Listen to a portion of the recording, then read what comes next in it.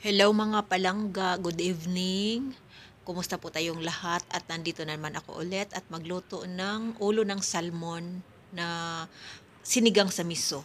So ito na po yung mga sangkap natin, mga lamas, luya, sibuyas, bawang. Lagyan natin ng sili na maanghang at saka nandyan na rin yung sinigang sa miso na pang flavor natin sa bandang huli. Ito din yung lagyan natin ng panlasa, patis. So instead na asin, hindi ako maglagay ng asin. At magdagdag din pala ako ng pampalapot, ano ba to? Gabi. So, meron pa tayong additional gulay, okra, at saka yung pichay. So, ito na po guys, maglagay na ako ng mantika sa kaldero. Ayan na po, olive oil. At igisa natin yung sibuyas.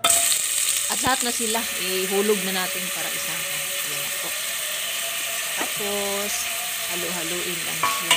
Halu-haluin hanggang sa mga moy siya yung napakabango talaga ng kombinasyon ng luya, sibuyas, bawang. Ayun na. So, ihulog na rin natin yung isda. Ayan guys, no? Ayan. Sige na, ihulog na yung ulo ng isda. Pero, hindi kasi na hati talaga na as in. Pero at least nakahiwa siya. Ayan na po. Tapos, pagkatapos niyan guys, yung hindi natin yan siya galaw-galawin ha, kaya maano siya madurog. So, ihulog na rin natin isama yung gabi. Ayan. Kasi yung gabi nakahiwa siya ng maliliit na cubes. Lagyan natin ng tubig. Pagsabayin lang yung isda at saka gabi na maliit na pagkahiwa. Ayun na guys. Tapos takpan muna natin siya no para lumambot sila pareho. Pero medium heat lang. Medium kasi para hindi sila durog-durog. Ayan na po ang isda natin. Lumutang-lutang siya. Ayan. Ihulog na rin natin yung okra. Ayan sa mga kumukulo-kulong tubig talaga. Ayan guys.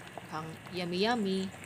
Kasi autumn natin ngayon dito sa Jordan. So, kailangan natin yung humigop ng sabaw. Ayan na, hinulugan na natin siya ng patis. Kumbaga, tinansya ko lang talaga na yung patis is makalasa or makaalat siya doon sa lahat.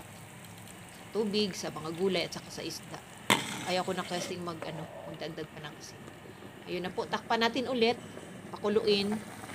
Ayun. Pero tutukan natin yun guys ha, kasi ayaw natin na ma-overcook ang okra. So yun na, ihulog na rin natin yung pichay. Pati yung pichay. Ayan. Na sila, nagkanda-tapon-tapon na sila kasi sobrang dami. Pero kumunti lang din naman to, kukunti din to pagka maluto na ba. Ayan na guys. So, wag talaga natin yan siyang haluhaluin kasi madurog-durog yung mga nasa ilalim. So, pag ganun-ganun, tugso lang na sila sa tubig na, nakulo-kulo. Ayan na guys, no? Pero takpan din natin siya saglit. Lagyan pa rin natin siya ng siling espada. Ayan na. Para pagdagdag sa bango. At nandito sa giliran ng kumukulong tubig, dyan natin ihulog yung powder na miso. Nor sinigang sa miso. Ayan, sa kumukulong tubig guys para matunaw siya agad at mag-distribute siya ng lasa doon sa mga nakalutong sangkap. Ayan na po. Takpan natin siya ng medyo nakabuka kasi para hindi siya ma-overcook. At tutukan lang natin talaga no. Ayan na. So ito na guys, ready to eat na po talaga siya. Ayan na siya no. Higop-higop na tayo guys. Tapos masarap to kung may bahaw kasi ihulog natin ang sabaw doon sa bahaw. Ayan na, makakain na talaga tayo guys. Ayan, pwede tikman. Ayan na. Ayan, tikman na nga talaga. So, thank you for watching guys. And ingat tayo palagi. God bless. Salamat sa mga suporta palagi guys, no? Ayan na. Hukad-hukad na tayo guys. Sige na mga palangga. Amping. Bye-bye.